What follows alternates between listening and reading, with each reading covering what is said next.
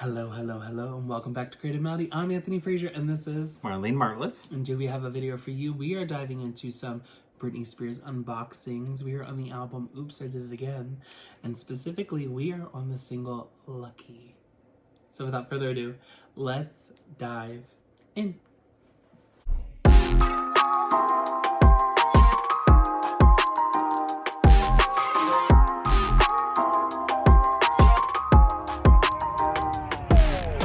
Until I feel the vibrations.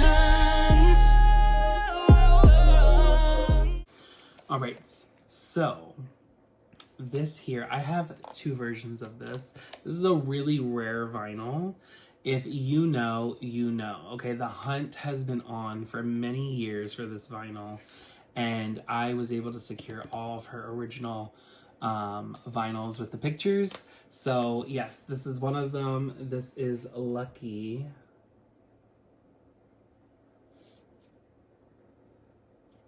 I absolutely love this vinyl.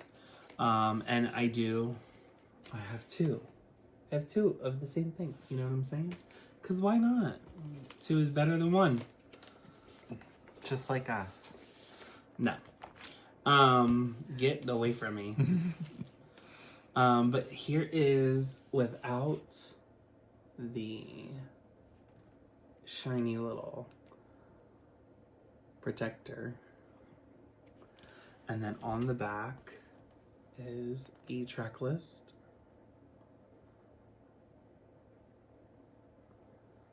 Super excited. Now, something really cool and fun is Lucky was chosen as the second single from Oops, I Did It Again because it was the 7th single. So lucky number 7, Britney chose it to be the 7th single because on the first album you have Baby One More Time, Sometimes, You Drive Me Crazy, and then we have Born to Make You Happy and From the Bottom of My Broken Heart. So that's 5. So then on number 6 is Oops, I Did It Again. And then 7 was supposed to be Stronger, but Britney said, we're gonna put in Lucky. So here we got Lucky, and then we got Stronger as number 8. So let's go ahead and open this. Now, this is a very old vinyl. OG vinyls, okay? Okay. And then on side, there are 5 remixes on this. So you have a Jack D. Elliott Club Mix album version, and then Jack D. Elliott Radio Mix. And then on side B, you have Rip Rock and Alex G. Extended Club Mix, and then Jason Nevin's Mix Show Edit. So let's look at side A first.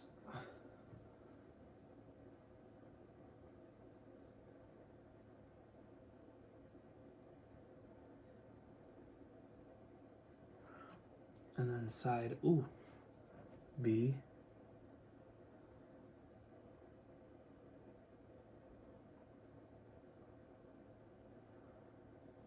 Period. That's a big ass remix on the first one. Do you see that? Yeah. Damn. Oh my god, and this one too. 7 minutes. And the other one was like 5 minutes long. 6 minutes and 42 seconds and 7 minutes and 16 seconds. God damn. Well. But see, like, I mean, not to kind of like cut in and whatnot, but I mean, like, I just kind of feel like you don't really see that a lot anymore. I don't feel like people make remixes like that anymore, and it's kind of sad. I just feel like everyone just does everything for TikTok, and it's how short and how can we capture the attention span.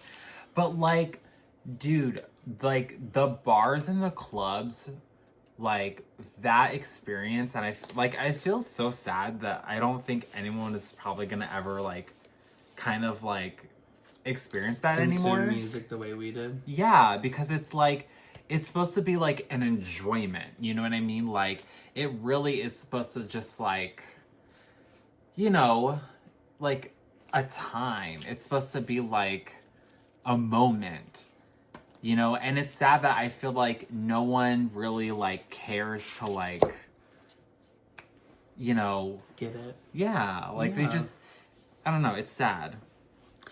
Yeah, no, I agree. I mean, music is not consumed the same way that it once was before.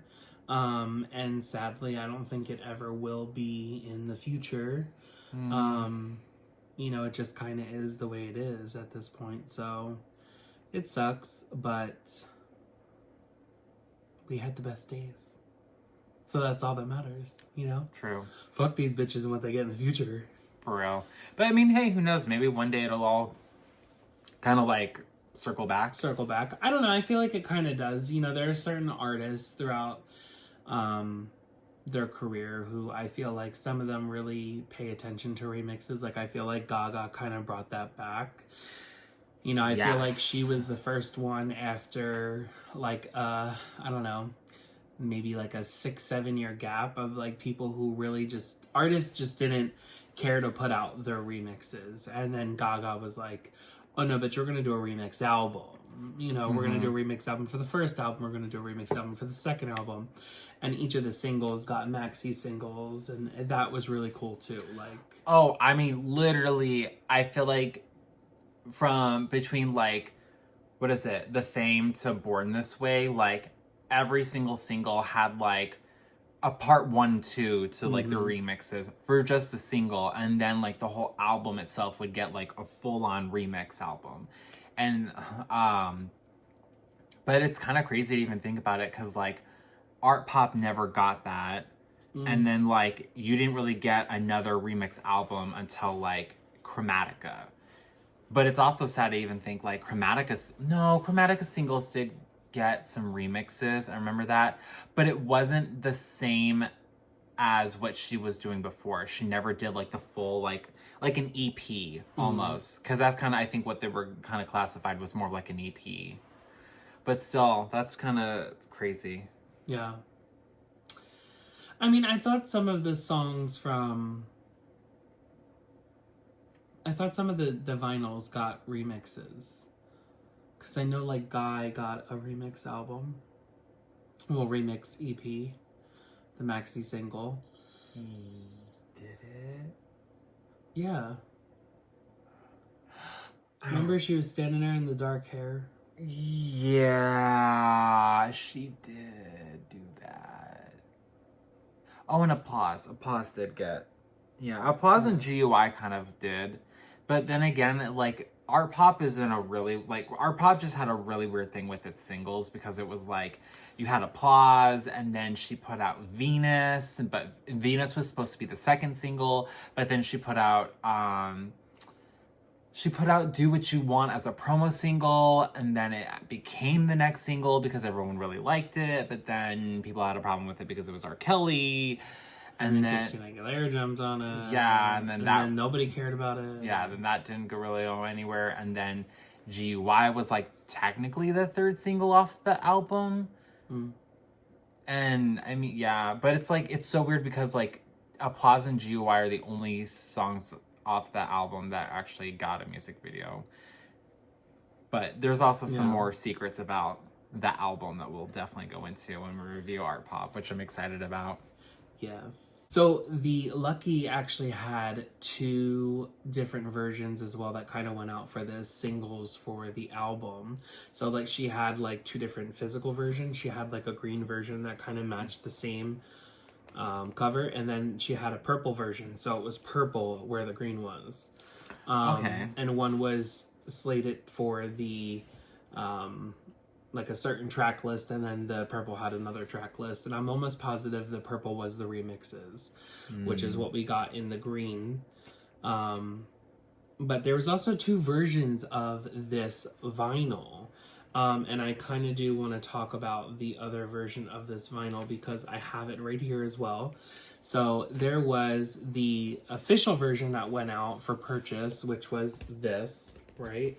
Yeah. And then there was a DJ version that went out, just like Oops, right? Oops had the official version, and then it had with the picture vinyl, and then it had a DJ vinyl as well. So this actual one came from a DJ that I know, and he actually did like the chords and everything, and like the, you know, up here and the BPM. So that was pretty cool to kind of see.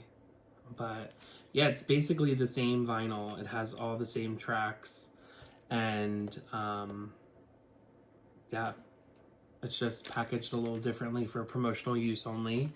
But yeah, I really do. I love how the treatments went out for all of her first few albums, especially from Baby One More Time all the way up until Blackout. I feel like we got perfect treatments for vinyls and for singles, promotionals, and stuff like that.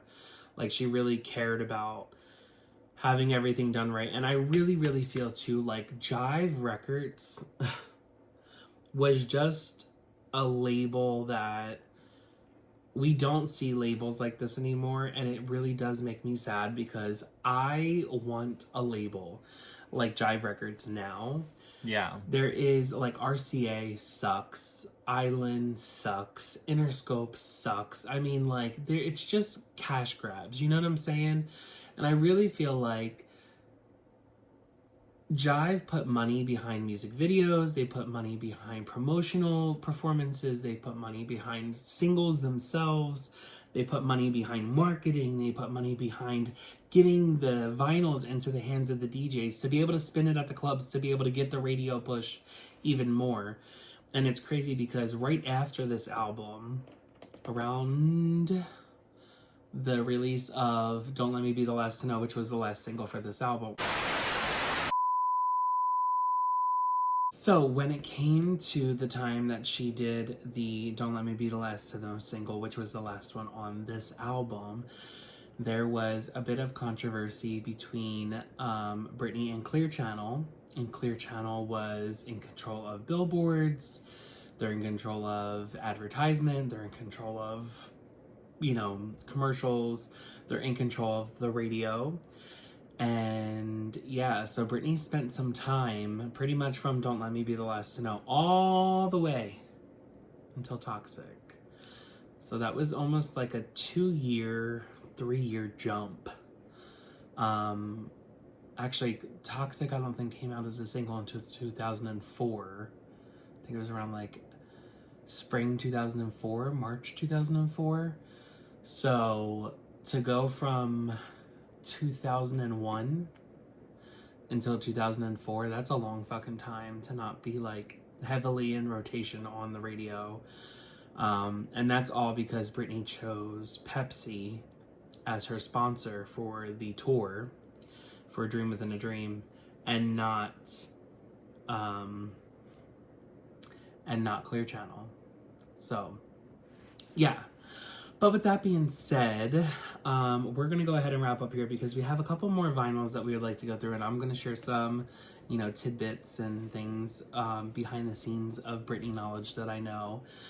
So be sure to stick around. Also, be sure to like, comment, and subscribe, and hit that notification button for all future videos. We will see you in the future. Bye for now. Bye!